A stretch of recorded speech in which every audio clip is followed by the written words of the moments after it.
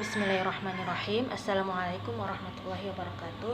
Saya Nilsa Abdul Qadir Bujiber dengan NIM 225120014 akan membacakan materi yang berjudul Stabilitas Ekonomi Mikro melalui Kebijakan Moneter Syariah, Peluang dan Hambatan.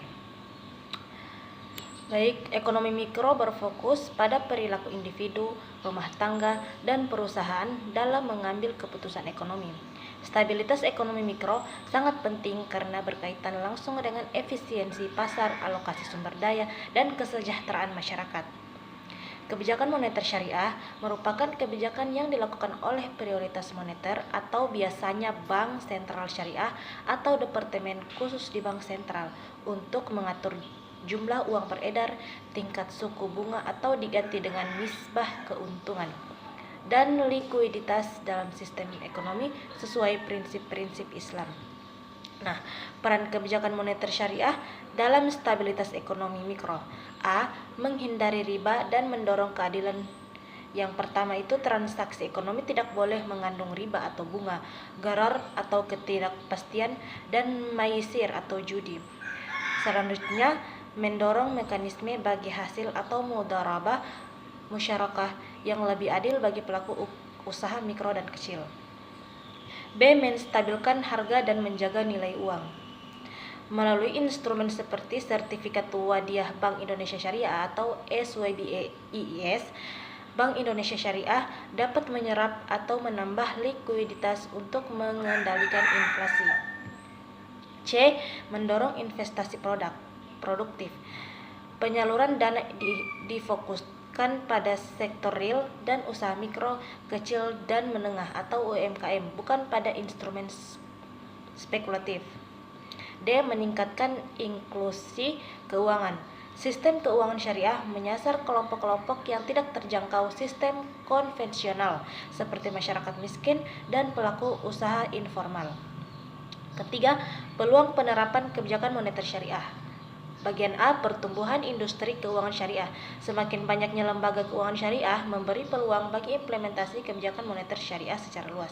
B. Dukungan regulasi dan pemerintah. Negara seperti Indonesia sudah memiliki UU Perbankan Syariah dan lembaga seperti Komite Nasional Ekonomi dan Keuangan Syariah atau KNEKS. C. Kesesuaian dengan budaya lokal. Sistem ekonomi syariah cocok dengan nilai-nilai masyarakat muslim yang mengutamakan keadilan, gotong royong, dan keberkahan.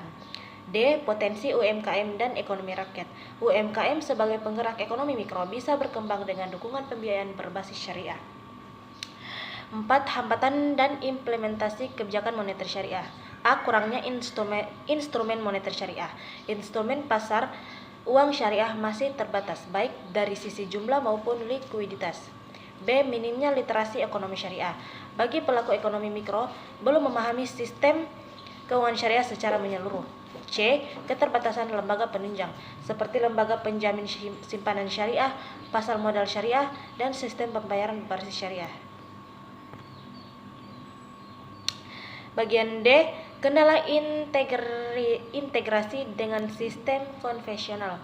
Dual banking system menyebabkan kebijakan moneter syariah harus berdampingan dengan sistem konvensional dan memiliki orientasi dan mekanisme berbeda.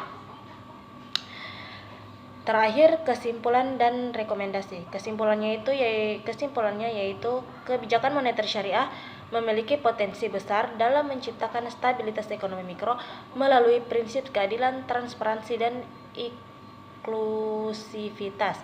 Namun tentang struktural, regulatif, dan edukatif harus segera diatasi. Selanjutnya, rekomendasi. Penguatan literasi ekonomi syariah di masyarakat, pengembangan instrumen moneter syariah yang lebih variatif dan likuid, sinergi antara pemerintah, otoritas moneter, dan lembaga keuangan syariah, optimalisasi peran zakat, wakaf, dan dana sosial Islam lainnya untuk mendukung stabilitas ekonomi. Sekian materi dari saya, lebih dan kurangnya saya mohon maaf. Wassalamualaikum warahmatullahi wabarakatuh.